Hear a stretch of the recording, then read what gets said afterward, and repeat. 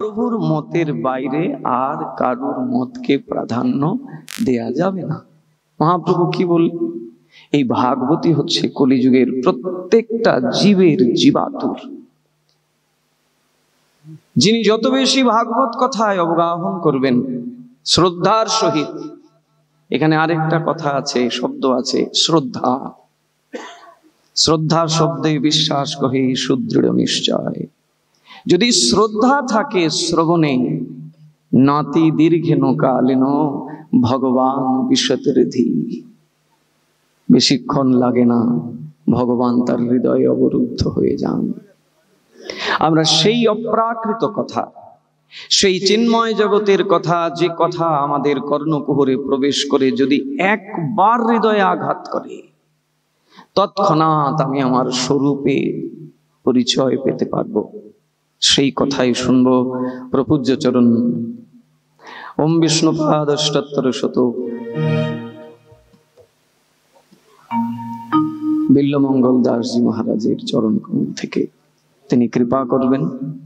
আর আপনারাও ভক্তবৃন্দ, যদি শুধু ধন্য শব্দটা বলি তাহলে বিশেষায়িত করা হলো না। আপনারা আসলেই সৌভাগ্যবান, সৌভাগ্যবতী। আপনারাও কৃপা রাখবেন এইরকম মহাত্মাদের চরণ তলে থেকে যেন কিঞ্চিত হলেও ভগবত ভজন করতে পারি। রাধে রাধে। সুপ্রসাদাদ ভগবত প্রসাদ যশ প্রসাদন্ন গতি কুতোপি ধায়ং স্তবতস্য যশস্ত্রী সন্ধ্যং বন্দে গুরু শ্রী চরণারবিন্দম।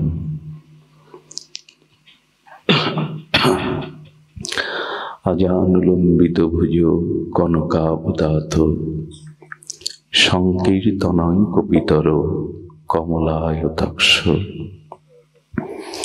বিশ্বম্ভর দ্বিজবর যুগধর্মপাল বন্দে জগৎ প্রিয় কর করুণায় অবতার।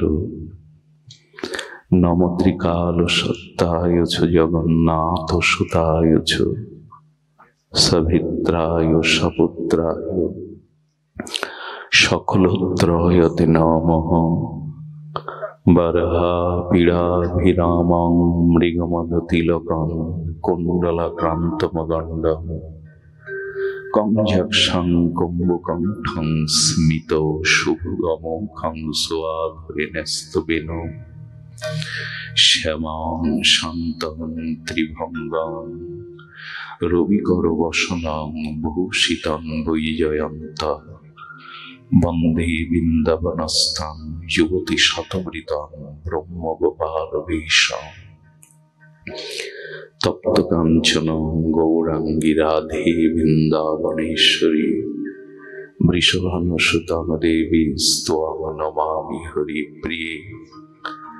তুলসী কাননং যত্র যত্র পদ্মবনানি চ পুরাণ পঠনং যত্র তত্র সন্নাহিত হরি। বাঞ্ছা কল্পতরুভশ্চ কৃপা সিন্ধুভ্য এব চ পতিতানাং পাবনেভ্যো বৈষ্ণবেভ্যো নমো নমঃ। মূকং করোতি বাচালং পঙ্গুং লঙ্ঘায়তি গিরিম যৎকৃপাতমহং বন্দে পরমানন্দমাধবম। নারায়ণং নমস্কৃত্য নরং চৈব নরোত্তমং দেবীং সরস্বতীং ব্যাসং ততো জয়মুদরায়ত। ওম নমো ভগবতে বাসুদেবায়। জয় রূপ সনাতন ভট্ট রঘুনাথ শ্রীজীব গোপাল ভট্ট দাস রঘুনাথ। এই ছয় গোস্বামীর করি চরণ বন্ধন, যাহা হইতে বিঘ্ন নাশ অভীষ্ট পুরাণ। দুর্গমে পতিমেন্ধস্য স্খলদ পাদ গতির্মোহ সকৃপা যষ্টিদানেন সন্ত সন্ত বলম বনম। শ্রী গুরু প্রেমানন্দে। আয়ু হরতি বৈ পুংসাং বোদং চ তং চ জন্মৈষ তৎসতে যতখাননিত উত্তম শ্লোকবত্তয়া কলিযুগ পাবন অবতার পরম প্রেমময় প্রেম পরতত্ত্ব সীমা রাসবিলাসীর চরম পরিণতি প্রেম বিবর্ত বিলাস শ্রীমূর্তি পরম করুণা বরুণালয় শ্রী শ্রী শচীনন্দন নদিয়া বিহারী শ্রী গৌর হরি পরম পাবন পতিত উদ্ধারণ পতিত তারণ চিন্তামণি দাতা শিরোমণি পরম দয়াল পরম কারণিক শ্রীনিতাই চাঁদের মহা অনুকম্পায় শ্রী শ্রী রাধা মাধবীর অহিতুকি করুণায় বঙ্গবসুন্ধরার ভক্ত গৃহ শ্রী অঙ্গনে পারলৌকিক আত্মকল্যাণার্থে আজ এই সান্ধ্য দিবেশনে ভক্ত গৃহ শ্রীনিকেতনে শ্রীমদ্ ভাগবতী ও ভক্তিযজ্ঞের সুধাযজ্ঞের অমৃত যজ্ঞের যে পরম আয়োজন, সেই পরম আয়োজনে এই মহা অমৃতক্ষণে মহামহেন্দ্রক্ষণে অস্মদীয় জীবনধন জীবন সর্বস্ব প্রাতঃস্মরণীয় পরম বন্দনীয় সদ্গুরু শ্রী ভগবান শ্রী শিল গুরু মহারাজের রাতুল আতুল পাবন পদারবিন্দে পরার্ধ কোটি দণ্ডবাদ প্রণতি। আজ এই ভাগবত পরিমণ্ডলকে যিনি অধিক শোভামণ্ডিত করেছেন, যা স্নিগ্ধ পাবন উপস্থিতি প্রত্যেকটি ভক্ত হৃদয়ে আর শুদ্ধ শ্রদ্ধা বিশ্বাস ভক্তির হরিকথার উৎকণ্ঠা জাগিয়েছেন, সেই পূজ্যপাদ মহারাজজির চরণে পুনঃ পুনঃ ভো ভো দণ্ডবাদ প্রণতি। তার একান্ত কৃপা করুণা প্রার্থনা করে সমাগত মহাপ্রভুর অনুরাগী শুদ্ধ বৈষ্ণবজন, সন্তজন, মহতজন, সুদীজন, শ্রদ্ধাশীলা ধর্মশীলা দেবী মুক্তি কল্যাণিয়া মাতৃগণ, সকল ভক্ত চরণে সশ্রদ্ধ দণ্ডবাদ প্রণতি। দেখুন, মহারাজ তার অপর করুণা নিচ্ছরণী ঝর্ণা ধারায় বললেন, মহাপ্রভুর আদর্শকে বুকে নিয়ে মহাপ্রভুর সর্বোত্তম মত আমাদের গ্রহণ করা জীবনের একমাত্র ঐকান্তিক শ্রেয়, প্রেম ভক্তি লাভের একমাত্র দিগদর্শন। শ্রীমান মহাপ্রভু আমার মতো অজ্ঞ অধম অবিদ্যা অস্মিতাগ্রস্ত জড়জীবের জন্য তিনি জানিয়েছেন, দুই ভাই হৃদয়ের খালি অন্ধকার, দুই ভাগবত সঙ্গে করান সাক্ষাৎকার। বাইরে কারোর সাথে দেখা হওয়ার নাম পরিচয়, আর অন্তর পরিচয়ের নাম হলো সাক্ষাৎকার। শ্রীমান মহাপ্রভু করুণা নিধি দয়াল নিতাই চাঁদ আমাদের মতো জীবের এই বিষয় অবিদ্যা জড়তা অচৈতন্যতা দূর করবার জন্য, প্রক্ষালন করবার জন্য দুই ভাগবতের সঙ্গে সাক্ষাৎকার করিয়ে দিলেন। এক ভাগবত বড় ভক্তি রস শাস্ত্র, আর ভগবত বড় ভক্তি রস পাত্র। আমাদের হৃদয়ে জন্ম জন্মান্তরীণ অবিদ্যা অজ্ঞানতা মোহ জড়তা এগুলি প্রক্ষালনের জন্য এই দুই ভাগবত সাক্ষাৎকার আমাদের জীবনে একান্ত প্রয়োজন। আমরা সেই মহা সৌভাগ্য আজ এই ভক্ত পরিমণ্ডলে প্রাপ্ত হয়েছি শ্রী গুরু মহারাজের কৃপায়। এখানে কি বলছেন দেখুন, শ্রী হরিকথা হরিনাম কীর্তন ব্যতীত মানুষের সমস্ত আয়ুই বৃথা। আহা, শ্রী হরিকথা হরিনাম অনুরাগ ব্যতীত শ্রবণ কীর্তন ব্যতীত সমগ্র জীবনই ব্যথা এবং বৃথায় ভরা। এবং যে মুহূর্তে মহৎ সান্নিধ্যে মহৎ চরণ প্রান্তে বসে অনুভব বেদ্য ভক্ত শ্রীমুখে ভাগবত সম্মুখে হরিকথা শোনার ভাগ্য প্রাপ্ত হই, সেই সময়টা আমাদের আয়ু হরণ করেন না ভগবান। আয়ু হরতি বৈ পুংসান, আমাদের আয়ু হরণ করেন না। একটু আস্তে, একটু কথা বলতে নিষেধ করো। তৎসতে যতক্ষণা নিত উত্তম শ্লোকবৎময়া, উত্তম শ্লোক শ্রী ভগবানের নাম রূপ লীলা কথা অনুভব বেদ্য ভজন উন্মুখ ভক্তের মুখে সাধু সান্নিধ্যে শ্রবণ যখন করা হয়, তখন আমাদের আয়ু হরণ হয় না।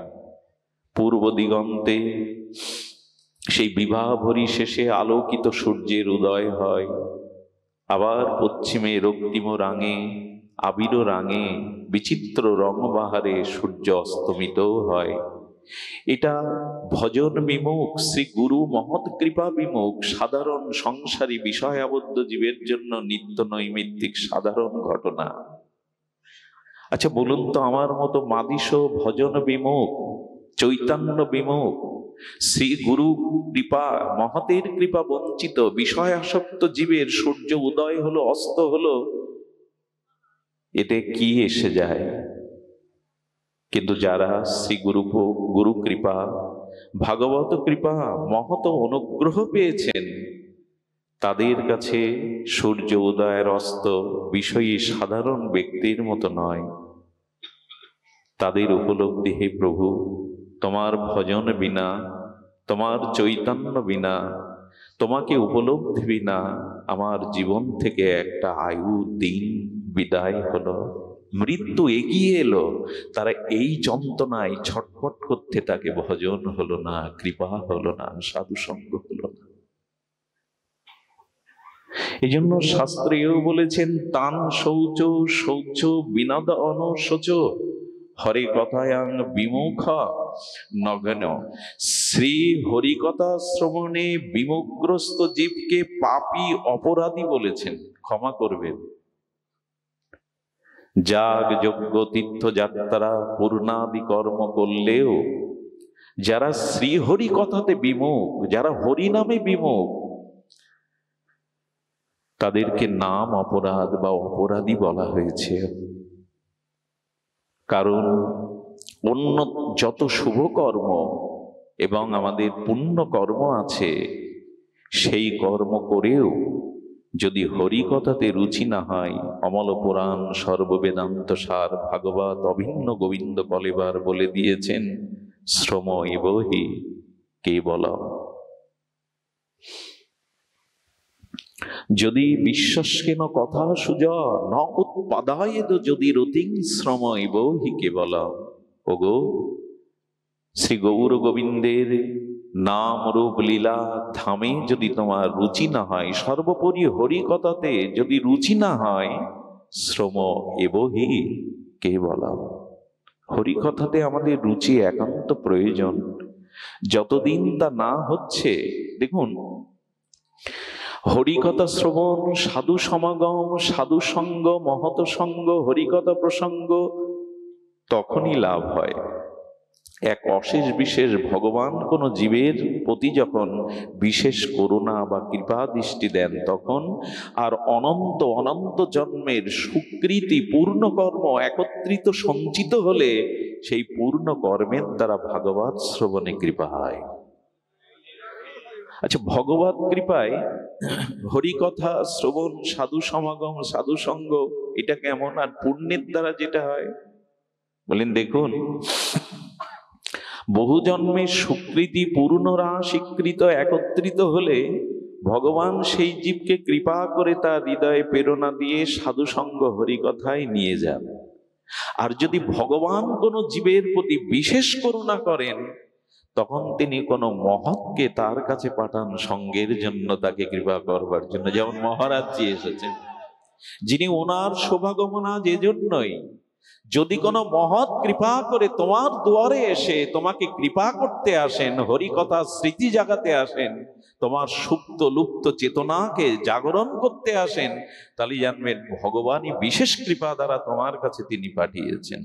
ভগবান চাইছেন তোমাকে প্রেম ভক্তি দান করে ধন্য করার জন্য। এই জন্য সাধু দর্শন সাধারণ ঘটনা নয়।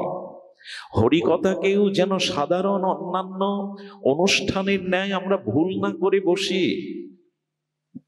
উত্তম শ্লোক শ্রবণের সাথে সাথে জীব গোস্বামী পাদ সন্ধ্যার ব্যবস্থ উল্লেখ করেছেন, যারা হরিকথা শ্রবণ কীর্তনে রত আছে তাদের আয়ু হরণ হয় না, কথাটি কি করে মেনে নেই?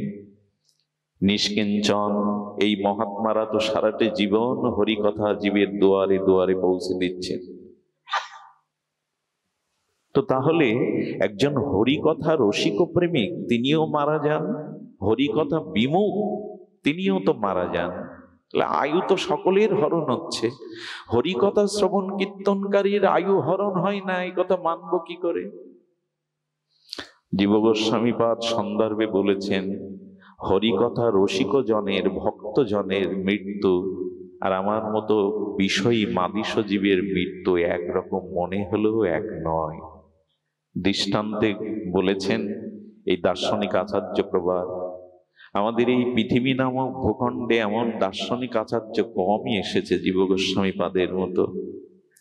উনি সন্দর্ভে উল্লেখ করেছেন, বিড়ালি যখন তার বাচ্চাটিকে ধরে ঘাড় মোটকেই তো দন্ত দ্বারা ধরে। বিড়ালির বাচ্চার যদি ভাষা থাকতো, অনুভূতি প্রকাশের ভাষা থাকতো, বলতো তোমাদের যেমন স্নেহ বৎসল মা কোড়ে করে নেয়, বুকে করে নেয়, বিড়ালি বলছে, বাচ্চাটা বলছে, মাও যখন ঘাড় মোটকে আমাকে ধরে তখন মনে হয় মা আমাকে আদর করে স্নেহে কোলে নিয়ে আমার সুখের স্থানে নিয়ে যাচ্ছেন। আর চাই এই জন্য বিড়ালি দেখবেন 2-10 বার স্থান পরিবর্তন করে ওর সুখের জন্য। কিন্তু ওই একই বিড়াল যখন ঘরে ইঁদুরকে ওই একই ভাবে ধরে, দুটো ধরা কি এক গো? ইঁদুরের তো প্রাণ সংহার করে নেয়, কিন্তু বিড়ালির বাচ্চাটাকে যখন ধরে তখন সে পরম আনন্দ, মাতৃ অনুভূতির সুখ পায়, স্নেহ পায়। তেমনি যারা হরিকথা শ্রবণ করেছে তাদেরও মৃত্যু স্বাভাবিক, এই চিরন্তন সত্য, ধ্রুব সত্য, মৃত্যু আসবে। কিন্তু মৃত্যুর সময় এই হরিকথা প্রেমিক রসজ্ঞ ভক্তকে ভক্তি দেবী কোল বাড়িয়ে নিতে আসবেন, তাকে তো পতনের পথে দেবেন না। এই জন্য দুজনের মৃত্যু এক নয়। এই জন্য হরিকথা শ্রবণ রুচি আনুন, জীবনে হরিকথাতে রুচি আনুন, না হলে শ্রম এবহি কেবলা। হোক সে যুবতী, হোক সে সুন্দরী, যুবতী রত্ন সুন্দরী হোক, তাকে সালঙ্করা করে স্বর্ণ অলঙ্কারে ভূষিতা করা, কিন্তু রমণীর অঙ্গে যদি বস্ত্রখণ্ড না দেয়া হয়, সে সুন্দরী যুবতী সালঙ্কারা হলেও তো ধিক্কৃত।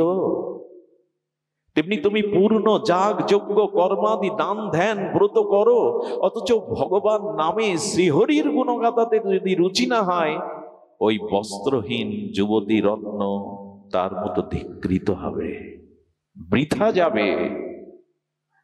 এই জন্য কৃপা করে শ্রীহরি কথাতে আমাদের রুচি আনতে হবে। শুধু ভক্তগণ, নির্দেহ আদ্যং সুলভং সুদুর্লভং পলবং সুকল্পং শ্রীগুরু কর্ণ ধারণ। আমাদের প্রথমেই শ্রীগুরু চরণাশ্রয় করতে হবে। দেখুন, এই হরিকথাতে রুচি, হরিনাম, ব্রজনিষ্ঠা, ধামনিষ্ঠা, নামনিষ্ঠা, তুলসী নিষ্ঠা, প্রসাদে নিষ্ঠাা, চরণামৃতে নিষ্ঠা, বৈষ্ণবের চরণ ধুলিতে নিষ্ঠা, এগুলি শ্রীগুরু করুণা ছাড়া, শ্রীগুরু চরণাশ্রয় ছাড়া তো হবে না।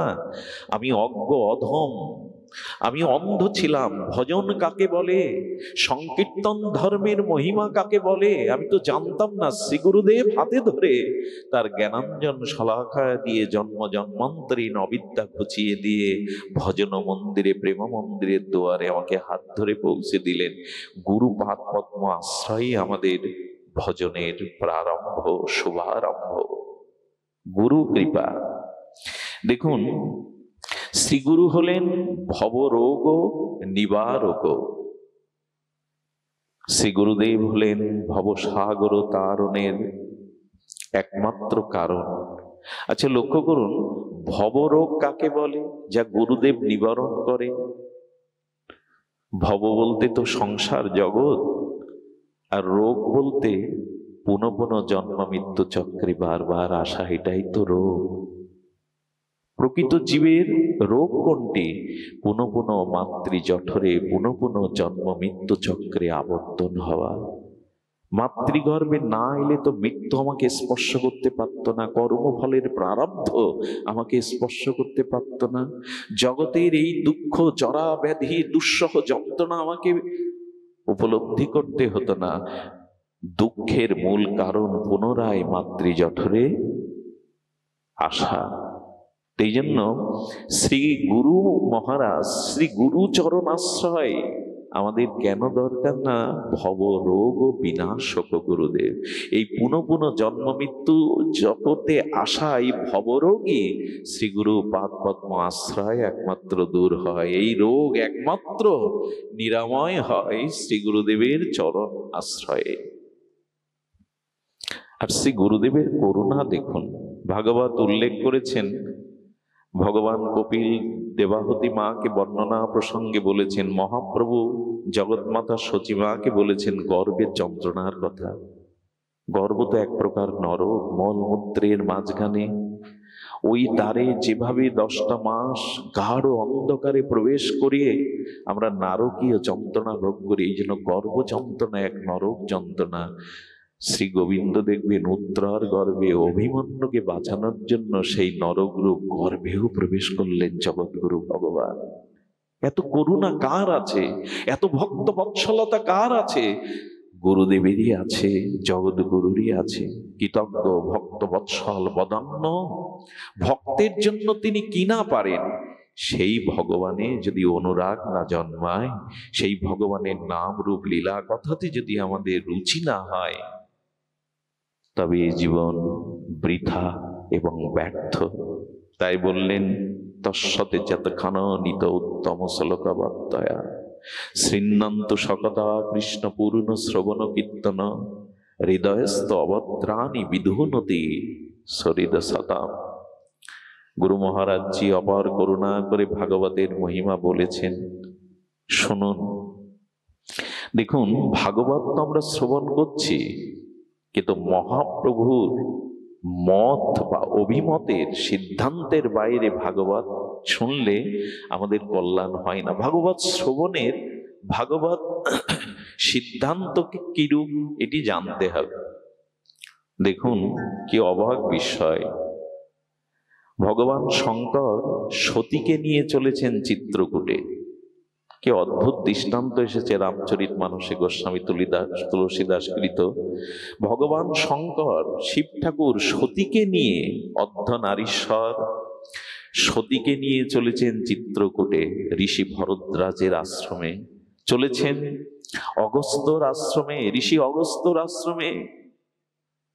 রাঘবেন্দ্র রাজীবলোচন ভগবানের দিব্য নাম রূপ লীলা শ্রবণ করে, যখন শ্রবণ করতে ভগবান শঙ্কর সতীকে নিয়ে উপস্থিত হয়েছেন, সঙ্গে সঙ্গে অগস্ত্য ঋষি এসে ভগবান শঙ্করকে সাষ্টাঙ্গে প্রণাম করছেন।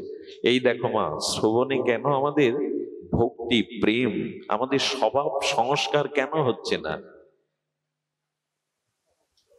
সতী হঠাৎ বলে বসলেন, বক্তাকে শ্রোতা প্রণাম করে, কিন্তু এ তো দেখছি বক্তাই শ্রোতাকে প্রণাম করতে এসছে। ইনি উপযুক্ত সামর্থ্য বক্তা তো।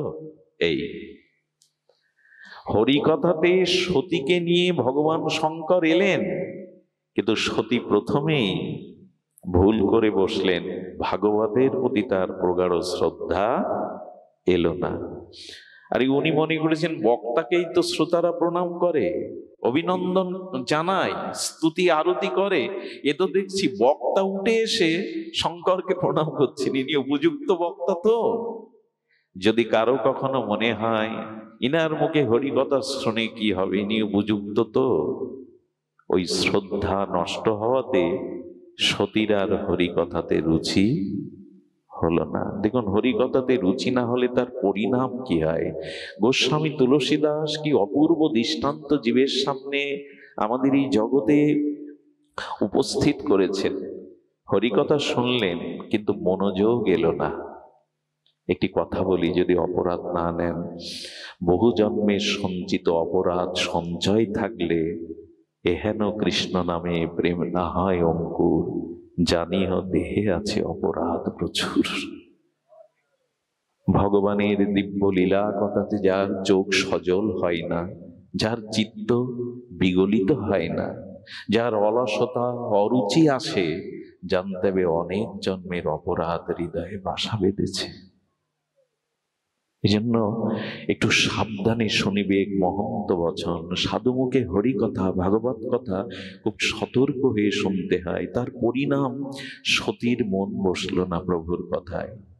হরিকথা বিশ্রামান্তে ভগবান শঙ্করের সাথে আসতে আসতে তখনই রঘুপতি রাজ বলোচন মর্যাদা পুরুষোত্তম ভগবান তিনি লীলা করছেন। সীতা হরণের পরে প্রভু সীতা বিরহে কাতর হয়ে হরিণের কাছে, বৃক্ষের কাছে, নদীর কাছে ব্যাকুল হয়ে প্রশ্ন করছেন, সীতা কোন পথে বলতে পারো?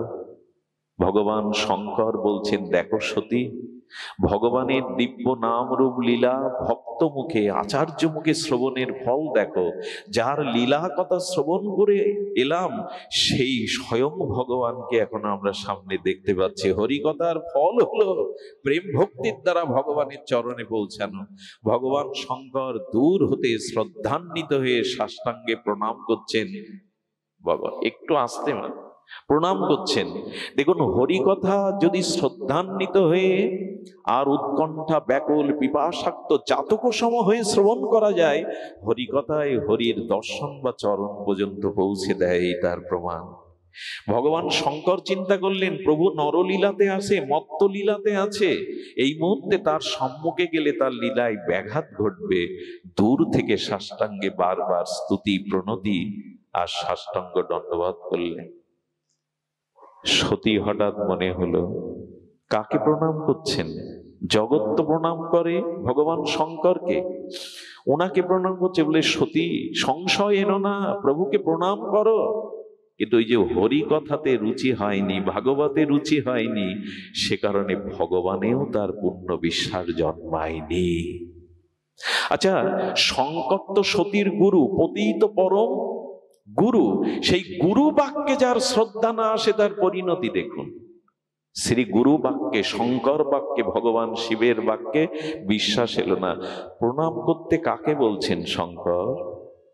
যিনি স্ত্রী হারিয়ে বনবাসে বিরহ কাতরে স্ত্রী খুঁজে বেড়ান, তিনি ভগবান হতে পারেন? সতী কি সাধারণ? আদ্যা শক্তি দেবী ভগবতী, উনি কি সাধারণ? কিন্তু উনি জগৎকে, গোস্বামীপাদ বলছেন, আচ্ছা ইনি এই লীলা কেন করছেন? সতী কেন প্রভুকে চিনতে পারছেন না, প্রণাম করছেন না?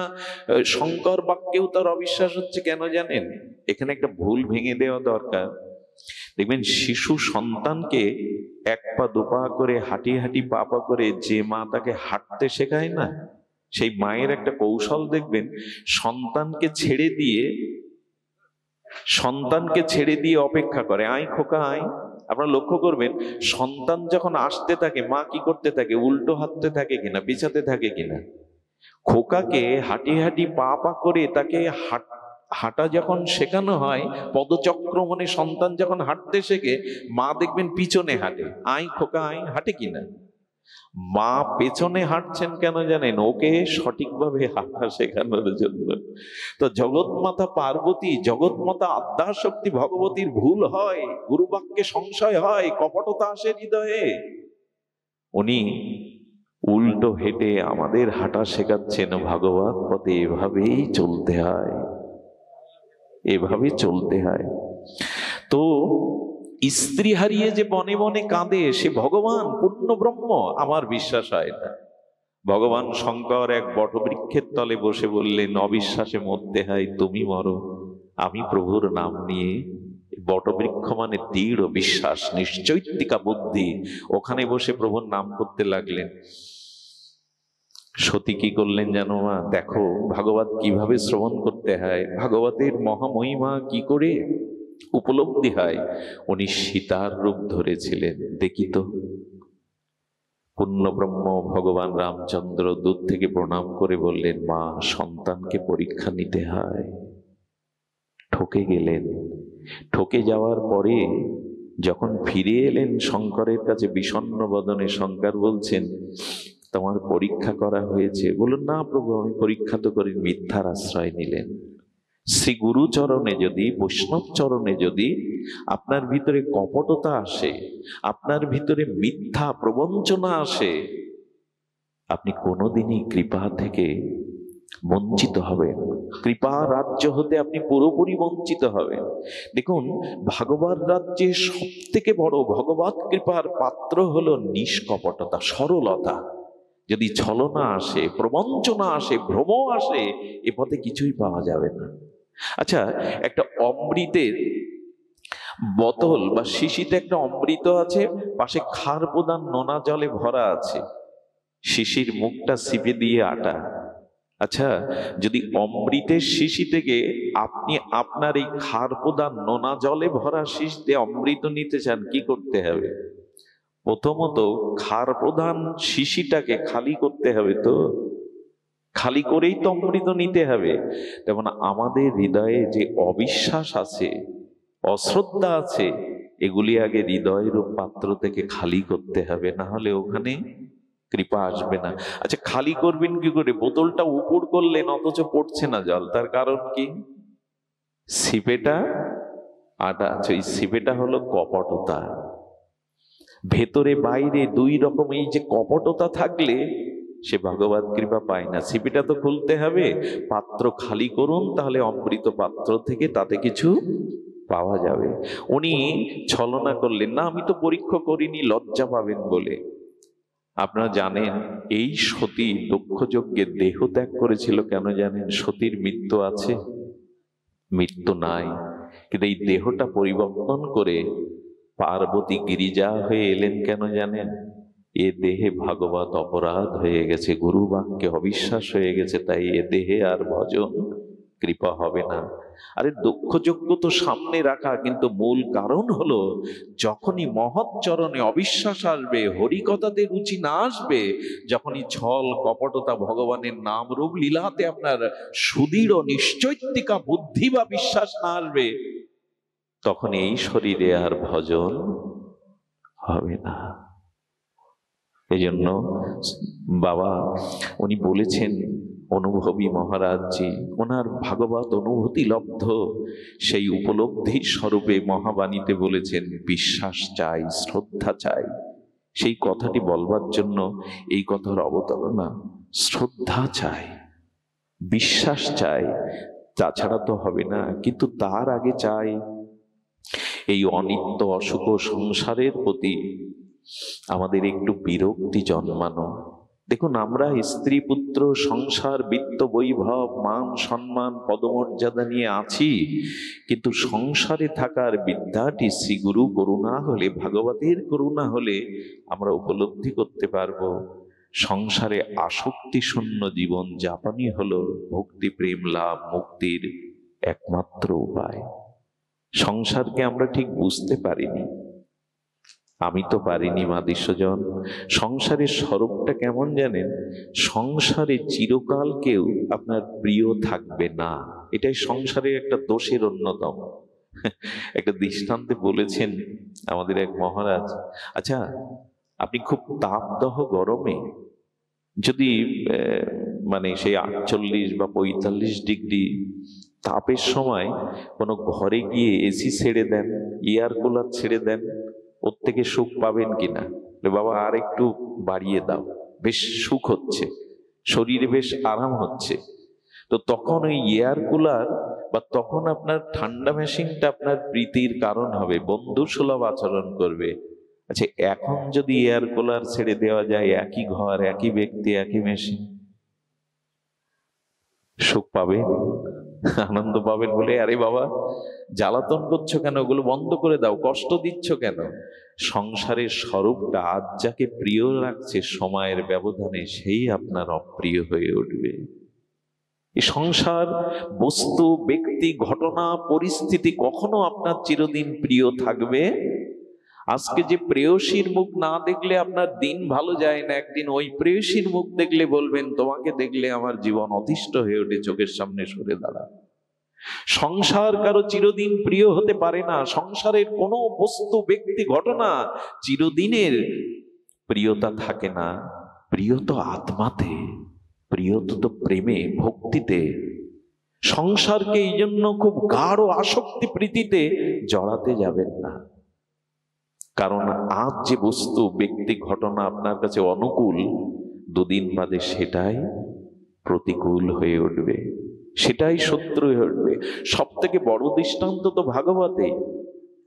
ভোজরাজ কংস দেবকীর প্রতি, তার বোনের প্রতি এত স্নেহ যে বিবাহোত্তর কালে তাকে, অর্থাৎ বসুদেব দেবকীকে নিজে রথের সারথি হয়ে পৌঁছে দিতে যাচ্ছেন। বলুন তো কত মমতা! বারবার ভগিনীর মুখপানে চাইছে, বারবার তার চোখ সজল হয়ে উঠছে, তোকে হাতে করে আজকে পৌঁছে দেবে শ্বশুরালয়ে। কতটা প্রীতি থাকলে একজন রাজা তার ভগ্নিপতি এবং ভগ্নীকে স্নেহ দেয়, তিনি রথের সারথি হয়ে পৌঁছে দিচ্ছেন। কিন্তু সংসার কেমন ছিল, সুখদেব বলে চলেছেন তার অমৃত তত্ত্ব নির্ঝরণী সিদ্ধান্ত মঞ্জুষায় বলেন, এই দেখো, যেই আকাশবাণী হলো অষ্টম গর্ভের সন্তানের মৃত্যুর কারণ হবে, সঙ্গে সঙ্গে খোলা তলোয়ার বের করে চুলমুটি ধরেছে। এই হলো সংসারের প্রীতি। আত্মনস্ত তু কামায়া সর্বং প্রিয়ং ভবতি। যার কাছ থেকে তুমি স্নেহ পাও, প্রীতি পাও, সুখ পাও, তাকে তোমার প্রিয় মনে হয়। কিন্তু যেদিন আর তোমাকে কেউ সুখ দিতে পারবে না, আনন্দ দিতে পারবে না, সেদিন হয়ে যাবে তোমার চিরশত্রু। এরই নাম সংসার। কেন আটকে আছি? কেন এতে আমরা আটকে আছি? এই সংসার চিরদিন সুখপ্রদ নয়, এটা অসুখ, অনিত্য, কাল কবলিত। অনিত্য শব্দের সংজ্ঞা এমন এসেছে যা চিরস্থায়ী নয়, তাকে বলে অনিত্য। এবং সংসার কেমন জানেন? স্নেহবৎসল স্নেহবতী মা তার বুকের রক্ত স্নেহর প্রগাঢ়তায় দুগ্ধ হয়ে সন্তানকে দুগ্ধপানে রত, আর স্থূল আনন্দে সন্তান সেই দুগ্ধ পান করছে। আচ্ছা, প্রকৃতির নিয়মে 2-10 বছর পরে মায়ের স্তনে দুগ্ধ তত্ত্ব থাকবে, আর সন্তান যখন কিশোর হয়ে যাবে তখন মার কোল মানাবে। এরই নাম অনিত্য। একদিন ছিল, আজ আর নেই। তো সংসারের সব বস্তু, ব্যক্তি, ঘটনা, পরিস্থিতি অসুখ ও অনিত্যের ধ্বংসের দিকে যাচ্ছে। তাই আছে আছে সংসার করতে হয়, টাকা রোজগার করতে হয়, কিন্তু আসক্তিটা ভগবানের প্রতি দাও। একটা মার্মিক কথা এসেছে আমাদের ভাগবত টিকাতে। দেখুন, আমাদের মাঝে দুটি জিনিস আছে, একটা হলো মন, মনের অনুরাগ, আর একটা হলো আমাদের মস্তিষ্কে বুদ্ধি। সংসারকে বুদ্ধিটা দিন, আর মনের ভালোবাসাটা ভগবানকে দিন, শ্রীগুরুকে দিন। আমরা উল্টে ফেলেছি। আমরা মাঝে মাঝে বিচার করি, একটু বয়স হচ্ছে, কখন মৃত্যু আসবে, রোগ শোক আসবে, একটু ভগবানকে ভজন করি। আর ভালোবাসা দিয়েছি স্ত্রী, পুত্র, দেহ, গেহ, সংসারকে। এই জন্য অনুরোধ করব, শাস্ত্রী বলেছেন যে না, ভালোবাসাটা ভগবানকে দাও। গোবিন্দ বারবার চেয়েছেন, মন আমায় দাও, মনটা আমাকে দাও, নাহলে বড় ভুল হয়ে যাবে। ভুল তো আমাদের হয়েই গেছে, ভুল তো আমাদের হয়েছে, আরো কত ভুলের সম্মুখে আমরা জানি না। এই জন্য আপনাদের কাছে অনুরোধ করব, বিশেষ করে ভক্ত ভাগবত আর গ্রন্থ ভাগবতের অনুশীলন, ভক্ত ভাগবত, গ্রন্থ ভাগবতের প্রতি সমর্পণ, এটি আমাদের একান্ত প্রয়োজন। এটি আমাদের একান্ত প্রয়োজন। ভক্ত এবং গ্রন্থ ভাগবতের আনুগত্য নিয়ে, এটাই মহাপ্রভুর মত, এটাই আদর্শ। আহা, কি বলবো আপনাদের। শ্রীনিবাস আচার্য মহাপ্রভুর দ্বিতীয় আবেশ কলেবর যখন লীলাচলে গেলেন, তখন আনন্দের হাট, ভক্তির হাট ভেঙে দিয়ে মহাপ্রভু নিত্য লীলায় অপ্রকাটে লীলাই গেছে। মহাপ্রভুর পরিকরগণ এক এক করে সবাই বিদায় নিচ্ছে, আর পণ্ডিত গোস্বামী, গদাধর পণ্ডিত গোস্বামী সেই টোটা গোপীনাথে মহাপ্রভুর শোকে বিরহে পাথর মূর্তি হয়ে বসে আছেন, বাইরের দিকে দৃষ্টি নেই। শ্রীনিবাস এসেছে বড় ব্যথা ভরা হৃদয় নিয়ে। প্রভু নাই, রূপ নাই, সনাতন নাই, লীলা চলে বড় ব্যথা নিয়ে শ্রীনিবাস আচার্য এসে প্রণাম করছেন গদাধর পণ্ডিত গোস্বামীকে। কিন্তু প্রণাম করলে কি হবে? মহাপ্রভুর বিরহে শোকে এ জগতে তিনি আর নাই, পাথর মূর্তি হয়ে বসে আছেন। উনি চলে গেলেন। সেবক পরের দিন শ্রীনিবাস এলে কানে কানে বলছেন, প্রভু শ্রীনিবাস এসেছে আপনার দর্শনে আশীর্বাদ নিতে। তখনই চোখ খুললেন শ্রীনিবাস। তুমি এসেছো? এসেছো? তোমার কথা মহাপ্রভু আমাকে বলেছেন, তুমি আসবে, তোমার দ্বারা মহাপ্রভুর অনেক কাজ, অবশিষ্ট কাজ তোমার দ্বারাই সম্পন্ন হবে। এসো এসো। জানো, এই দেখুন হস্তলিখিত ভাগবত বের করেছেন। তখন তো প্রেজ আবিষ্কার হয়নি। গদাধর পণ্ডিত গোস্বামীর হস্তলিখিত ভাগবতটা শ্রীনিবাস আচার্যের সামনে দিয়েছেন, কিন্তু অক্ষরগুলো ভাষা ভাষা মুছে মুছে গেছে। সজল নয়নে শ্রীনিবাস আচার্যের কাছে বলছেন, পণ্ডিত গোস্বামী জানো, তোমার প্রভু মহাপ্রভু জগন্নাথ দর্শন করে টোটা গোপীনাথে এসে সেই মধুর কণ্ঠে ডাকত, গদাধর গদাধর। সে ডাক আর শুনি না কানে।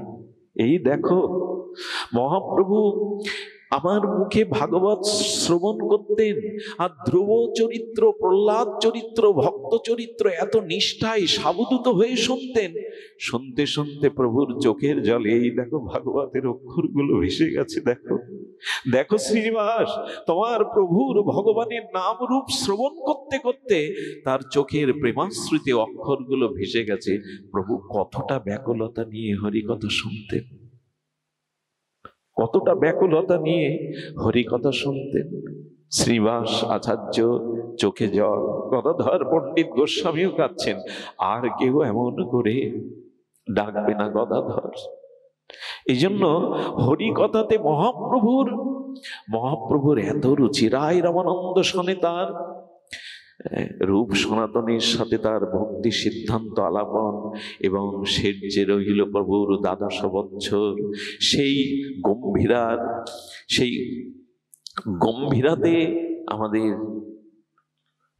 স্বরূপ দামোদর রায় রামানন্দের মুখেই এ রায়ের নাট্যগীতিতে, গীত গোবিন্দে, কৃষ্ণ করণামৃতে এমনি করে প্রভুর জীবন ধারণত হরি কথাই জীবাত, ভগবানের কথাই জীবাত। কবে আসবে আমাদের এই রুচি? কবে আসবে হরিকথাতে ব্যাকুলতা? কবে আসবে উৎকণ্ঠা? শ্রীমান মহাপ্রভু স্বয়ং আরে প্রদ্যুম্ন মিশ্রকে বলছেন, আমি হরিকথা জানি না, যাও মহা অনুভবীর মুখে হরিকথা শ্রবণ করে এসো। প্রদ্যুম্ন মিশ্রকে পাঠিয়েছিলেন মহা অনুভবী রায় রামানন্দের নিকটে। প্রথম দিন শ্রবণ করার সুযোগ পাননি, কাজে ব্যস্ত ছিলেন, নিজের ভজন কাজে। দ্বিতীয় দিন রায় রামানন্দ মহা অনুভবীর একদিনের হরিকথাতে প্রদ্যুম্ন মিশ্র প্রেমের সাগরে ডুবে গেলেন। মহাপ্রভুকে বললেন, প্রভু কার কাছে পাঠিয়েছিলেন? একদিনের কৃষ্ণ কথা আমাকে সাগরে ডুবিয়েছে প্রভু, আমি ডুবে গেছি। একদিনের কৃষ্ণ কথা। এই জন্য হরিকথাতে রুচি চাই। দেখুন ভগবানের নাম রূপ লীলা ভক্ত মুখে শ্রবণ করতে করতেই তো রুচি হবে। আর আমাদের উচিত হলো বৈষ্ণব আদর, বৈষ্ণব সম্ভাষণ। সব থেকে বড় ভক্ত সঙ্গ আপনারা জানেন, রাজস্থানে মীরা যেখানে আবির্ভূত হয়েছিলেন, এই মীরাকে কম লাঞ্ছনা সহ্য করতে হয়নি। তার গিরিধারী লালকে ভালোবাসতে গিয়ে সে রাজরানী, কিন্তু রাজরানীর সুখ তার সয়নি। যিনি ব্রজরাজ নন্দনকে প্রাণ মন সঁপে দিয়েছেন, তার কি আজ রাজরানী ভালো লাগে গো? সারা রাত তার বিনায় সেই গিরিধারী লালকে সুরমূর্ছনায় সুরলহরীতে আনন্দ দিতেন। কিন্তু মীরার বদনাম ছড়িয়ে পড়ল, বৈষ্ণব নিন্দা হতে হতে মীরা রাজস্থান সেই স্থান ত্যাগ করেছিলেন। শুনুন, বৈষ্ণব নিন্দা, বৈষ্ণবকে অনাদর করলে কি হয়, মীরা বিদায়ের সাথে সাথে সমগ্র মেঘতাতে অনাবৃষ্টি, ফসল হানি, দুরারোগ্য ব্যাধি এসে উপস্থিত হয়েছিল। যে গ্রামে বৈষ্ণব নিন্দা হয়, যেখানে সাধুর সম্ভাষণ নাই, যেখানে সাধুগুরু বৈষ্ণবের কোনো মর্যাদা নাই, ভগবান সেখানে বিমুখ হয়ে যান, অনাবৃষ্টি, ফসল হানি শুরু হলো। এটা নিয়ম। এই জন্য আমাদের সাধু অনুরাগ, বৈষ্ণব অনুরাগ চাই। সাধুর চরণ ধুলিতে ছাড়া, সাধুর চরণ ধৌত জল ছাড়া ভক্তির বল কোথায়? কোথায় পাবো তার অধরামৃত ছাড়া? এই জন্য মীরা ব্রজে চলে গেলেন। বৃন্দাবনের অলিতে গলিতে সেই প্রেমে মত্ত হয়ে কখনো হাসেন, কখনো নাচেন, কখনো গীত করেন। একদিন এই ভাবাবেশে শুনলেন মথুরায় যায়। মথুরা থেকে এসে দ্বারকাধীশের কথা মনে পড়ল। মীরা দ্বারকায় গেলেন। মেঘতাতে রাজস্থানের লোক হাহাকার করতে লাগলো, মীরাকে কত নিন্দা করেছি, কত বদনাম করেছি, আজ আমাদের দুর্দশা ঘোচানোর জন্য মীরাকে চাই। জীবনে ভগবানকে পান আর না পান, যদি কোনো শুদ্ধ ভক্ত সঙ্গ পান, এটা ভগবান পাওয়ার থেকে বড় পাওয়া, এর থেকে বড় সৌভাগ্য আর হতে পারে না, এর থেকে বড় সৌভাগ্য হতে পারে না। মীরা দ্বারকায় গেলেন। দ্বারকাধীশের সামনে তিনি সুর সঙ্গীত সুধায় দ্বারকাধীশকে আনন্দ দিতেন, আর প্রাণের আকুতি নিয়ে বলতেন, এবার গ্রহণ করো, কেন দূরে রেখেছো আমায়, কেন আর তোমার স্বরূপধামে নিত্য লীলা থেকে আমাকে দূরে রেখেছো? এই ব্যাকুলতা আটটি দিন দিন বৃদ্ধি পেতে লাগলো। মেঘতা রাজস্থানের অনেক জন চলে গেল মীরাকে ফিরিয়ে আনার জন্য। সদী ভক্তগণ, দ্বারকার মন্দিরে সেই মীরাকে অনুসন্ধান করতে করতে, তখন তো এত যোগাযোগ উন্নতি ছিল না, মোবাইলও ছিল না, যন্ত্র ছিল না, নেট ছিল না, তারা খুঁজতে খুঁজতে দ্বারকায় গেল। মীরাকে দেখে প্রণাম করে বলছেন, মীরা, আপনি চলে আসার পরে মেঘতার অভিশাপ নেমেছে, আর সেখানে সবাই রোগ শোক যন্ত্রণায় জ্বলছে। মীরা, একবার কৃপা করে তুমি তোমার পদধূলি মেঘতাতে দাও, না হলে সেখানে সবাই বড় কষ্ট পাচ্ছে। উনি ওনার চোখের জল দেখে বললেন, আমি দ্বারকাধীশের অনুমতি নিয়ে আসি। অনুমতি নিলে কে আর পাঠাবেন? সেই মন্দিরে প্রবেশ করলেন। দ্বারকাধীশের সামনে হাত বাড়িয়ে বললেন, আর কতকাল এই মরজগতে রাখবে? নাও প্রিয়, নাও, আমার জীবন যৌবন সর্বস্ব তো তোমাকে অর্পণ করেছি। শুনলে অবাক হবেন, পূজারী দেখছেন মীরা কেন ঠাকুরের ঘর থেকে বেরোচ্ছে না। পূজারী গিয়ে কি দেখলেন জানেন? দ্বারকাধীশের মুখের মধ্যে মীরা প্রবেশ করেছে, তার শাড়ির আঁচলটা মুখে বেঁধে আছে। এই হলো ভক্তের পরিণতি। ভক্ত সঙ্গ ভগবানও চান। মীরাকে আর এই জগতে রাখলেন না। বিরোহিনী মীরাকে, এই প্রেমিকের প্রিয়াকে নেওয়ার জন্য ভগবান আত্মসাৎ করে নিলেন। ভক্ত কত প্রিয় জানেন? হরিদাস ঠাকুরের সিদ্ধ বকুলে যখন মহাপ্রভু যেতেন, হরিদাসকে বারবার আলিঙ্গন করবার জন্য প্রভু বড় ব্যাকুল হতেন, আর স্বভাবত দন্য হরিদাস পরপর পিছিয়ে যেত।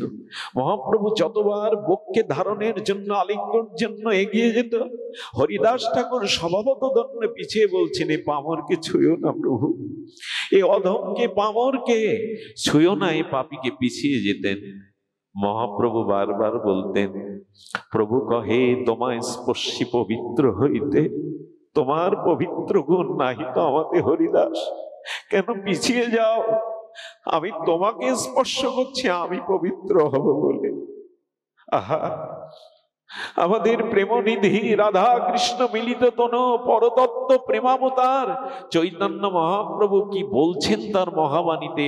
প্রভু কহে তোমার স্পর্শে পবিত্র হইতে হরিদাস, আমি তোমাকে স্পর্শ করছি, আমি পবিত্র হব বলে। পিছিয়ে যেও না। ভক্তে কাকে ভালোবাসবেন? জগতে কাকে ভালোবাসা উচিত?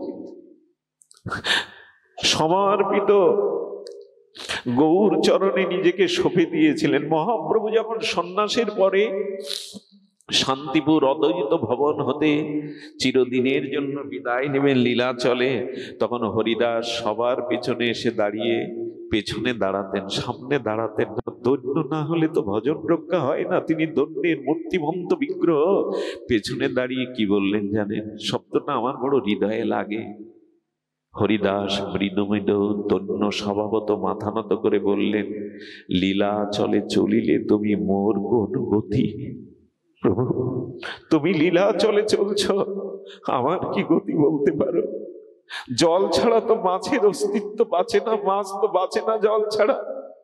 আমার এটা আবেগ নয়। ভগবান ভক্তকে কিরূপ ভালোবাসেন, আর ভক্তও ভগবানকে সর্বস্ব কিভাবে দেন। লীলাচলে চলিলে মোর কোন গতি? হরিদাসের গতি নাই, তিনি লীলাচল চিনেন না, কিন্তু কতটা সমর্পিত। হরিদাস বলছেন, লীলাচলে যাইতে মোর নাহিক শক্তি। প্রভু, লীলাচলে যাওয়ার আমার শক্তি কোথায়? কি করে এই পাপিষ্ট জীবন আমি ধারণ করব তোমা বিহানে? হে গৌর সুন্দর, হে গৌর হরি, তুমি ছাড়া যে মোর কেহ নাই। এই পাপিষ্ট অধম জীবন আমি কি করে ধারণ করব? দেখুন, যেমন ভক্তের জন্য তেমন আমার গৌর হরির জন্য। দেখেন, তোমা লাগি জগন্নাথে করিব নিবেদন। একবারও বলছেন না আমি তোমায় নিয়ে যাব, আমি তোমায় আশ্রয় দেব, বলে তোমার জন্য আমি জগন্নাথকে নিবেদন করব। যেমন ভক্তের জন্য তেমন গৌর হরির জন্য। এই ভগবানকে উপেক্ষা করা যায়? ভালো না বেশি পারা যায়? তোমা লাগি জগন্নাথে করিব নিবেদন। হরিদাস ঠাকুরকে সিদ্ধ বকুলে মহাপ্রভু রেখেছিলেন, মহাপ্রভু রেখেছিলেন। আর হরিদাস কালিং। আচ্ছা, আমার এখানে একটা কূট প্রশ্ন জাগে। আমার তো সুবুদ্ধি নাই, সরল বুদ্ধি নাই, নিষ্কপট বুদ্ধি নাই। আচ্ছা প্রভু, তোমার ভেতরে অপবিত্রতা কি আছে যে তুমি হরিদাসকে স্পর্শ করে পবিত্র হবে? প্রভু, কথা বলবে তো একটু শাস্ত্র মেনে বলো। সচ্চিদানন্দ প্রেমময় তনু রাধা ভাবকান্তি নিয়ে জগতে এসেছো, তোমার ভিতরে অপবিত্রতা কি আছে যে তুমি হরিদাসকে স্পর্শ করছো পবিত্র হওয়ার জন্য? প্রভুর উত্তরটা দিয়েছেন অনুভবী জন, গৌর পরিকর জন। মহাপ্রভু বলছেন, হরিদাস দেখো, ছোটবেলা থেকে তুমি পরম বিরক্তি, সংসারের কোনো সুখের আস্বাদন তুমি কখনো নাওনি, কখনো নাওনি। সেই শিশুকাল হতে পিতামাতারা হয়ে তুমি কত কষ্ট সহ্য করেছো। কেমন কষ্ট জানেন? 22 বাজারে তখন যাকে বেত্রাঘাত করা হয়, রক্তাক্ত শরীরে মাটি লাল হচ্ছে, তবু হরিদাস হাসি মুখে প্রভুর নাম নিচ্ছেন, হরে কৃষ্ণ কৃষ্ণ কৃষ্ণ হরে হরে, হরে রাম রাম রাম হরে। হাসি মুখে নাম নিচ্ছেন। আচ্ছা, আমরা ঘরে বসে চেয়ারের উপরে বসে 16 মালা করতে আমাদের কত কষ্ট, মনে মনে চাবুকের বাড়ি আমার পিঠে পড়ছে। আর হরিদাস চাবুকের সামনে, শাসকের সামনে রক্তাক্ত শরীরে প্রেমানন্দে নাম নিচ্ছেন। হরিদাস জানালো, যার কাছে নাম আছে তার দুঃখ কি গো? পরমানন্দে নাম নাও। নাম নিতে নিতে আপনাদের জানা, তবু পুনশ্চরণ করছি। নাম নিতে নিতে হরিদাসকে যখন বলল তার সেই সেনারা, শাসকের সেনারা, ওগো তুমি না মরলে তো আমাদের মরতে হবে। হরিদাস ঠাকুর তিনি যোগ অবলম্বন করলেন, মহাযোগেশ্বরের মতো তার নিঃশ্বাস প্রশ্বাস ক্রিয়াকে যোগের দ্বারা নিস্তব্ধ করলেন। ঘটনাটা এই কারণে বলছি, দেখুন যখন উনি মৃত প্রায় পড়ে আছেন, সবাই ভাবলো হরিদাস মারা গেছে। এই কথাটা আমার খুব লাগে, কেন জানি না, হৃদয়টা ডুবরে ওঠে। হরিদাসের শরীরটাকে নিয়ে সেদিন কি আলোচনা হচ্ছে জানেন বাজারে? স্বয়ং ব্রহ্মা প্রহ্লাদের আবেদেশ নামাচার্য কেন প্রভু তাকে স্পর্শ করতে চাচ্ছেন? ওই মুহূর্তে পড়ে আছে। মুসলিম ভাইরা বলছেন ওকে কবরে দেওয়া যাবে না, তাহলে ও ভেস্ট পেয়ে যাবে, ও কবরে দেওয়া যাবে না। হিন্দুগণ কি বলছে জানেন? ওকে কে পোড়াবে? ওর তো কেউ নেই, মুখে আগুন কে দেবে? আহারে, ব্রহ্মার অবতার হরিদাস ঠাকুরের নিথর দেহটা পড়ে আছে, তাকে সৎকার করবার জন্য কেউ দায়িত্ব নিতে চাচ্ছে না। কতটা কষ্ট সহ্য করতে হয়, কিভাবে আচরণ করে শিখিয়েছেন। কেউ কেউ বলল ওকে ফেলে দাও নদীতে, কুরে কুরে মাছ কীট পতঙ্গ দেহটা কুরে কুরে খাক। মহাপ্রভু সঙ্গে সঙ্গে বিশ্বব্যাপ্ত বিশ্বের সমস্ত ভার একত্রিত করে হরিদাসের দেহকে অবলম্বন করলেন মহাপ্রভু, যাতে দেহটা তুলে কেউ না ফেলে দিতে পারে। মহাপ্রভু আশ্রয় করলেন বিশ্বম্ভর, এত ভারী হয়ে গেল হরিদাসের দেহটা। সঙ্গে সঙ্গে পতিত পাবনী সত্য পাতকনাশীল হরির চরণশ্চতা গঙ্গা বলছে, প্রভু দাও না, হরিদাসের দেহটা আমার মুখে তুলে দাও না, একবার আমার কাছে দাও প্রভু। কলির জীব আমাদের স্নান করে তাদের পাপ রেখে যায়, আমি গঙ্গা এই পাপ কাকে দেব? হরিদাসের মতো নিষ্কিঞ্চন নামনিষ্ঠ পরম ভক্তকে যদি আমি বুকে পাই, স্পর্শ পাই, আমি গঙ্গা ধন্য হয়ে যাব। দাও প্রভু, ওকে আমার কাছে দাও। হরিদাস ঠাকুর লজ্জা নিবারণের জন্য একটা বস্ত্রখণ্ড মাত্র লজ্জা নিবারণ করতেন। মহাপ্রভু বললেন, হরিদাস তোমার মতো দন্য আমার নাই, তাই যেহেতু তোমার মতো দন্য আমার নাই, তাই তোমাকে আমি স্পর্শ করছি যাতে তোমার মতো দন্য আমার আসে। এই হলো ভক্তের। মীরাকে যেমন গ্রহণ করলেন। আচ্ছা, আজকে তো নির্জান, আজকে যেহেতু পারলৌকিক আত্মকল্যাণ ঠাকুর হরিদাসের প্রসঙ্গটা আসেই, আপনারা ভক্তাধীন ভগবানকে না ভালোবেসে বড় ভুল হয়ে গেছে গো। ভালোবাসাটা ভুল জায়গায় নিয়োগ দিয়েছি আমরা। আমাদের যে ভালোবাসাটা প্রভু দিয়েছিলেন, সে ভালোবাসাটা সঠিক জায়গায় দেয়নি, এই জন্য অভিশাপ বয়ে বেড়াতে হচ্ছে।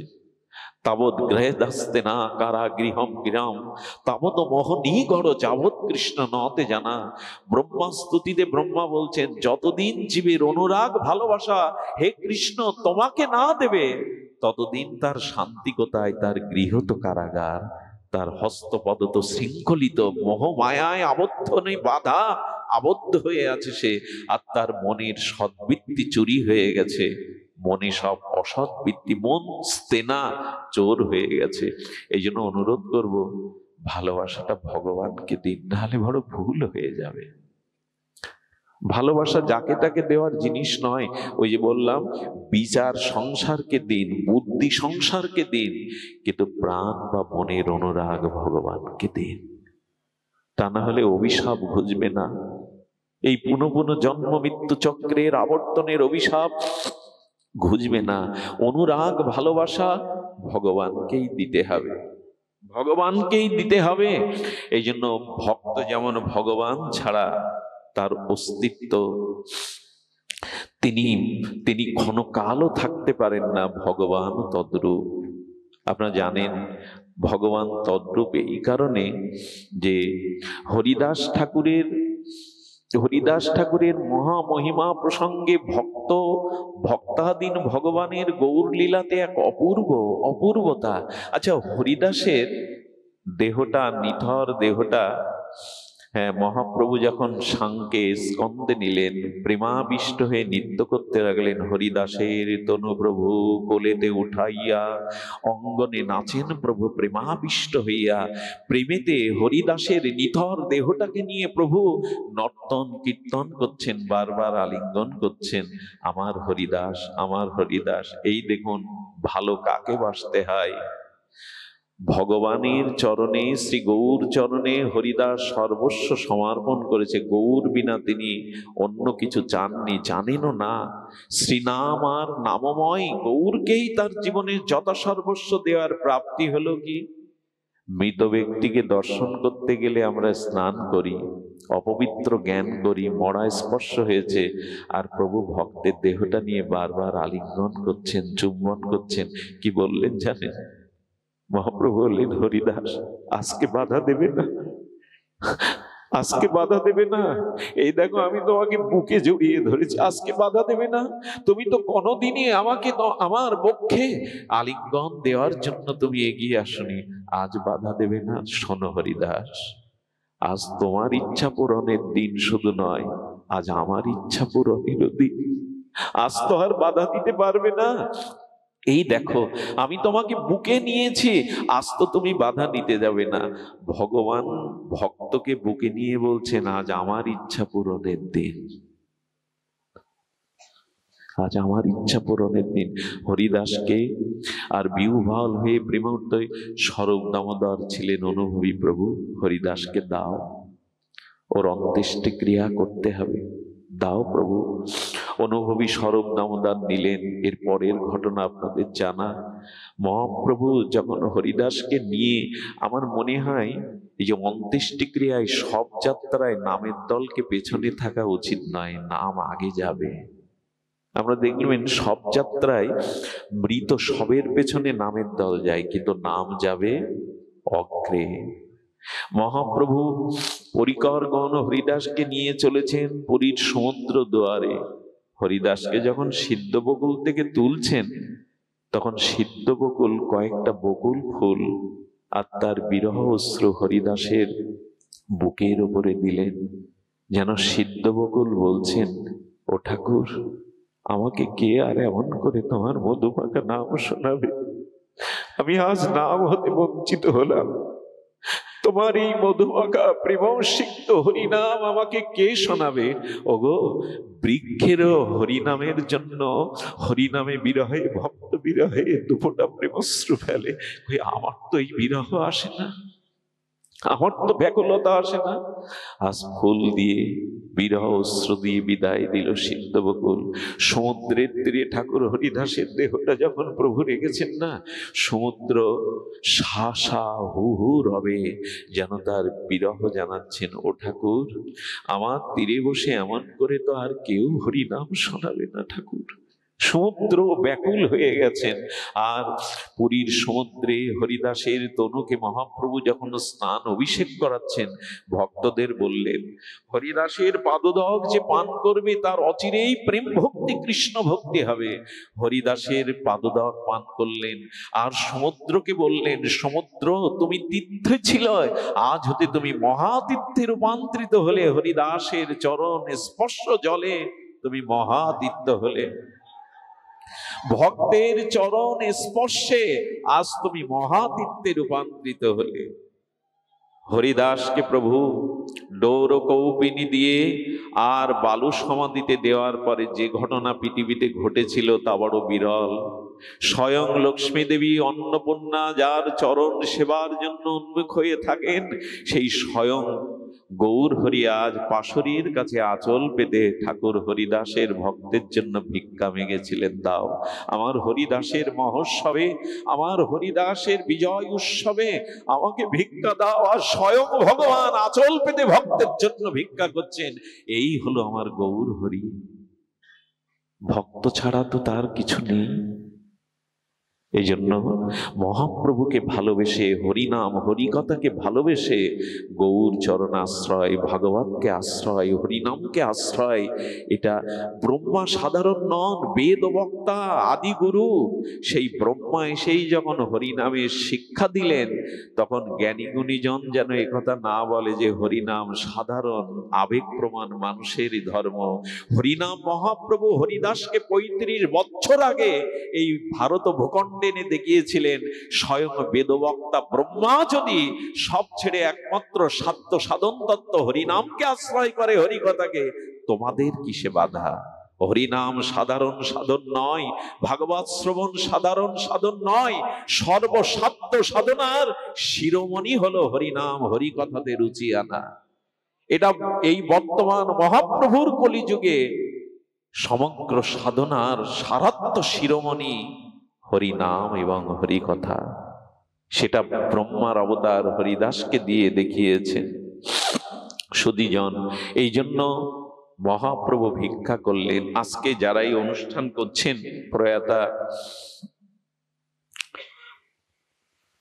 কল্পনা রানী কৃষ্ণদাসী, সাহা উপাধি, জাগতিক উপাধি আমরা দেব না, ওনার উদ্দেশ্যে তার উত্তর পুরুষগণ এই যে অনুষ্ঠানের আয়োজন করেছেন, ধন্য তাদের সুবুদ্ধি, ধন্য তাদের মেধা।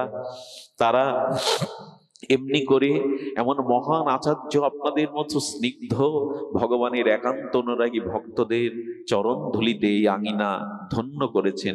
শুধু এই নয়, কোন পূর্বপুরুষের উদ্দেশ্যে যদি কোনো সাধু সমাগম হয়, হরিকথা হরিনাম কীর্তন হয়, সেই পুরুষগণ অপর থেকে পূর্ণ আশীর্বাদ করতে থাকেন উত্তর পুরুষের, তাদের পরম দিব্য ধাম প্রাপ্তি হয়।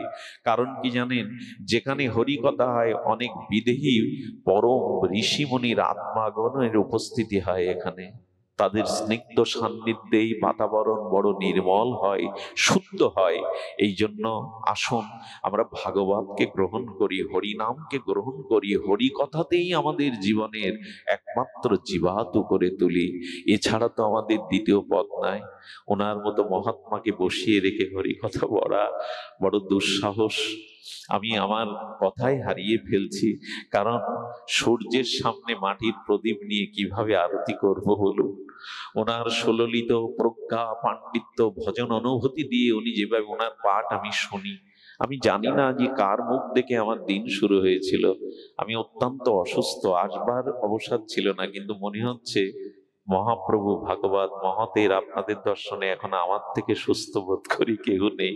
এটাই হলো রোগ শোক মোহ দূর হয় যদি ভক্ত সান্নিধ্য পাওয়া যায়।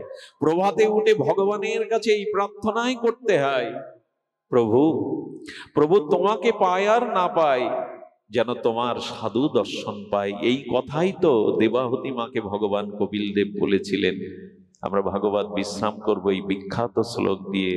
শতাং প্রসঙ্গনাম বেটিজেস মম সংবিদ ভবন্তি হৃৎকর্ণ রসায়না কথা তজ্জ সনাত দর্শ অপবর্গবৎ মানি শ্রদ্ধা রতিভক্তি ক্রমমিষ্যতি। হে মাতো, পারলে হরি সাধু সঙ্গ এবং সাধুকে ভগবানের প্রসঙ্গ শ্রবণ কীর্তনই হলো ক্রমান্তরে শ্রদ্ধা রতি প্রেম ভক্তিতে পৌঁছানো। এই ছাড়া তো আমাদের পথ খোলা নেই। এই দুই ভাগবত সঙ্গে আমাদের সাক্ষাৎকারী একমাত্র উপায়।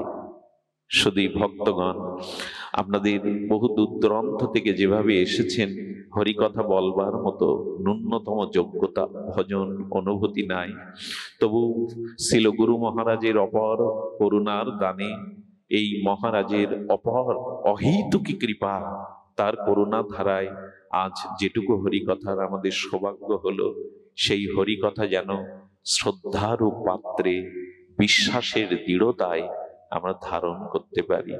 শুধু ভক্তগণ, বায়ু গন্ধ বিনা, গন্ধ কুসুম বিনা, কুসুম ভ্রমর বিনা, ভ্রমর রাগ বিনা, রাগ ভাব বিনা, ভাব প্রেম বিনা, প্রেম হরি বিনা, আর মনুষ্য জন্ম বিফল হরি নাম হরি কথা বিনা। যদি হরি কথা হরি নাম না থাকে, তবে আমাদের এই জন্ম বিফল। আপনারা জয়যুক্ত হন। শ্রীমান মহাপ্রভুর আদর্শে আমাদের জীবনে অনুরাগ, আমাদের ভক্তির ধারা প্রবাহ গঙ্গা আমাদের স্রোতস্বিনী নদীর মতো হৃদয়ে বহমান থাকুক। আর মহারাজের দীর্ঘায়ু শতায়ু কামনা করি। এমনি করে আপনাদেরও কৃষ্ণ ভক্তি প্রার্থনা করে, আপনাদের পরম মঙ্গল বাসনা হৃদয়ে রেখে আজকের অনুষ্ঠানের পুত্র গৌরাঙ্গ সাহা, বাসুদেব সাহা, পুত্র বধূগণ বা দাদু ভাইগণ জগন্নাথ সাহা, দেবাশিস সাহা, পূজা সাহা, প্রিয়ন্তী সাহা, আরো কত কত যারা আছেন, তাদের প্রতি আশীর্বাদ রাখবেন। তারা এমনি করে আপনাদের চরণ ধুলিতে যেন অনুভূতি পায়, যেন তারা ভগবানের ভজনের পথে এগিয়ে যাওয়ার হৃদয়ে প্রেরণা পায়। আজ এইটুকুই, সবার মঙ্গল কামনা করে হরিকথার এখানেই বিশ্রাম নিতে একটা অনুরোধ। আমার অনেক দিনের লালসা, আমি মহারাজজির মুখে একটু হরিনাম আস্বাদন করব। আপনারা আসুন, আমরা সকলে মিলে একটু দিব্য হরিনাম আস্বাদনে ভর্তি হয়। জয় রাধা, জয় নিতাই গৌর। বাবা ক্ষমা করে দিয়ে